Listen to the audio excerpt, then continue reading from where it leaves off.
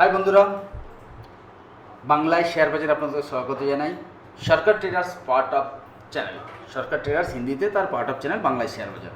তো এখানে আমরা আগামীকালকের জন্যে কিছু শেয়ার বলবো যে শেয়ারগুলো কিন্তু ভালো মোমেন্টাম দিতে পারে। আমরা গতকাল কি শেয়ার বলেছিলাম একবার তার রেজাল্ট দেখে নেবো। গতকাল আমি বলেছিলাম সান টিভি, আজকে সকাল থেকে খুব ভালো মোমেন্টাম আমরা পেয়েছি। এবং ইনফোসিস বলেছিলাম, ইনফোসিস কিন্তু আমাদের ব্রেকিং লেভেলটাকে এখনও ব্রেক করেনি। তো আজকে আবার কিন্তু আমি ইনফোসিসকে রেখেছি। আপনাদের কিছুটা টেকনিক্যাল বোঝানোর চেষ্টা করবো এর মধ্যে দিয়ে, যতটা সম্ভব হয়। ছোট ভিডিও হয় তো, কেননা আপনাদের কাছে বড় ভিডিও হলে আপনারা দেখার সময় হয় না, তার জন্য ছোট ভিডিও করতে হয়। তো সান টিভি, ইনফোসিস এবং এসসিএল টেক কালকের দিনে বলেছিলাম। আজকে আমরা দেখে নেবো সান টিভিটা কীভাবে মোমেন্টাম করেছে। তো আমরা যদি 5 মিনিটের চার্ট লাগাই, তো ইন্টারডের ক্ষেত্রে আমরা 5 মিনিট 15 মিনিট দেখা উচিত। তো সকালবেলা দেখুন এটা ওপেন কোথায় হয়েছিল। তো এটা ওপেন হয়েছিল আপনার সকালে 9টা 15, এইখানে হচ্ছে 9টা 15। আমরা দামটা পেয়েছিলাম 770 টাকার কাছাকাছি। আর 777 টাকা মানে 1%-এর টার্গেট বলে দিনের প্রায় ইন্টারডেতে 1% টার্গেট, এটা কিন্তু ক্লিয়ারলি অ্যাচিভ করেছে। কিন্তু আমি কি বলি যে 15 মিনিটের হাই একটা ইম্পর্টেন্ট হয় যে ইন্টারডে ট্রেড করার জন্য। তো সেখানে যদি আমরা দেখি তাহলে 15 মিনিটের হাইটাকে কিন্তু ব্রেক করেনি। অতএব যারা সকাল সকাল পজিশন নিয়ে বেরিয়ে গেছে তারা বেরোতে পেরেছে, কিন্তু তারপরে কিন্তু এন্ট্রি নেওয়ার জায়গা হয়নি। ক্লিয়ার?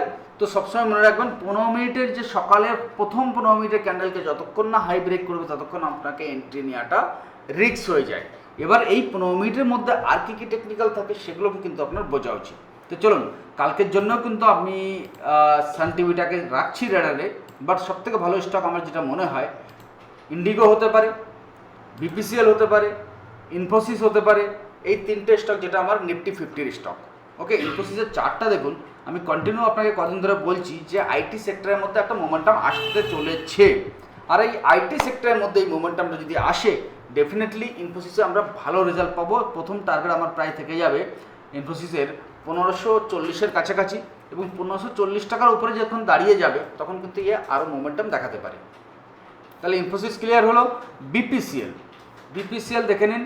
15 মিনিটের চার্টে আমরা চলে যাব এবং দেখবো সকালে 15 মিনিট কী করছে। যদি এই রেঞ্জটাকে ব্রেক করে তারপরেই আমরা বাইং করাটা বেটার হবে। ঠিক আছে, এই রেঞ্জটাকে ব্রেক করার 1% টার্গেটের কথা বলি, কিন্তু আপনাকে একটু টেকনিক্যাল বুঝে নিতে হবে। বুঝে নিয়ে আপনার মানি ম্যানেজমেন্ট অ্যাকর্ডিং হতে পারে কোনো সময় আপনার 3-4 মানে 0.70%, 0.80% টার্গেট নিয়েও কিন্তু বেরোতে হতে পারে। তো আশা করছি যে স্টকগুলো বলছি সেই স্টকগুলো আপনাকে ভালো মোমেন্টাম দেবে। এবার কোনো সময় এমন স্টক চলে আসে যেটা 5%, 10% এক দিনে মোমেন্টাম দেয়। ওকে, তো তারপরে আমরা চলে আসবো বিপিসিএল হয়ে গেল, ইনফোসিস হয়ে গেলো, ইন্ডিগো যেদিন মোমেন্টাম দেয়। যেমন ফ্লাইট, ইন্ডিগো কী হয় ফ্লাইট হ্যাঁ না, তো ফ্লাইটের মতো কিন্তু ওড়ে। তো সাবধান থাকবেন ইন্ডিগোয় বসার আগে, যে কিন্তু যখন টান ধরবে ঠিক ফ্লাইটের মতো টান ধরবে। ঠিক আছে, তো ওয়ান ডে গ্রাফে খুব সুন্দর একটা চার্ট আমি দেখতে পাচ্ছি। অন ডে গ্রাফে খুব সুন্দর একটা চার্ট দেখতে পাচ্ছি যে কন্টিনিউ পড়ার পর একটা ডোজি ক্যান্ডেল বানিয়েছে। কিন্তু এখানে আমার মেন সিলেকশন করার কারণটা, কোনো সময় আমি স্রেফ ক্যান্ডেলস্টিকের বেসে স্টককে সিলেকশন করি না, আমি এর সঙ্গে মাল্টিপল সাপোর্ট দেখার চেষ্টা করি এবং আমাদের মাল্টিপল সাপোর্ট পয়েন্ট আসছে এখানে।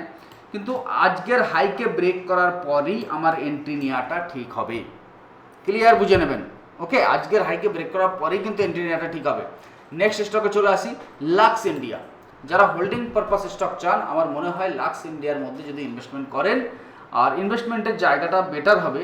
প্রথমত আপনি শর্ট টার্মের জন্য মানে 1-2 দিনের জন্য বা 1 সপ্তাহের জন্য যদি ইনভেস্ট করেন, তাহলে আজকের হাই মানে কি 1540 টাকাকে যখন ব্রেক করে স্টেবল হবে সেখানে আপনি এন্ট্রি নিতে পারেন। 1600 টাকার কাছাকাছি একটা টার্গেট পাবেন, দেখে নিন কত পার্সেন্ট। ওকে, আর তাও আবার 2-1 দিনের মধ্যে। ওকে, তো লাক্স ইন্ডিয়া। এবার যারা হোল্ডিং করতে চান তাদের জন্য কিন্তু দেখুন লাক্স ইন্ডিয়া 4000 টাকার থেকে পড়ে এখন 1500 টাকা।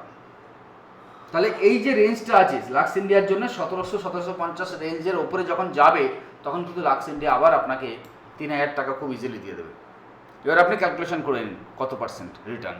ওকে, লাক্স ইন্ডিয়ার পর আইপিএলের স্টকটাও আমরা দেখতে পাচ্ছি ভালো মতো পড়েছিল, পড়ার পর একটা রেঞ্জ বানাচ্ছে। রেঞ্জের উপরে যখন স্টেবল হবে তখন কিন্তু এটা আবার রিটার্ন দেওয়ার জন্য রেডি হয়ে যাবে। ওকে, তাহলে কালকের ইন্টারডের জন্য আমি কোন স্টকে ধ্যান রাখছি? Indigo, BPCL, Infosys. হোল্ডিংয়ের জন্য আমি লাক্স ইন্ডিয়া, আইপিএল, এমজিএলকেও সঙ্গে রাখতে পারি। এমজিএল কিন্তু কালকের জন্য খুব ভালো হতে পারে। এমজিএলের যে চার্ট আছে যদি আজকের হাইকে ব্রেক করে, এমজিএল যদি আজকের হাইকে আবার ব্রেক করে, তো এখান থেকে সাডেনলি ইন্টারডেতে একটা টার্গেট আপনি পেয়ে যাবেন। তাহলে বোঝা গেল কী কী স্টক আপনাকে দিলাম। এর মধ্যে কোনটা সবথেকে বেশি ভালো স্টক হবে? আইটির মধ্যে একটু মোমেন্টাম এলে ইনফোসিস সবথেকে ভালো স্টক হবে, ইন্ডিগো সেকেন্ড সবথেকে ভালো স্টক ইন্টারডির জন্যে। ওকে, তো আপনি আর কী ধরনের ভিডিও বা কেমন কেমন জিনিস জানতে চান কমেন্ট সেকশনে লিখলে, এবং বন্ধুদের সঙ্গে যেমন শেয়ার করবেন তেমনি এই চ্যানেলের গ্রোথ এবং আমার মধ্যে টেকনিক্যাল তত বেশি আপনাদের সঙ্গে শেয়ার করার চেষ্টা করব। আমরা প্রতি শনিবার চেষ্টা করব একটা করে ডেমো ক্লাস আনার। যারা যারা ভিডিওগুলো দেখছেন তাদেরকে বলবো শনিবার রাত 9টার সময় আপনাদের জন্য ফিক্সড ডেমো ক্লাস থাকবে। এই শনিবারের যে ডেমো ক্লাস তার রেজিস্ট্রেশন লিঙ্ক ডিসক্রিপশন বক্সে দেওয়া রইল। আজকের ভিডিও এতটুকুই। জয় হিন্দ, জয় ভারত।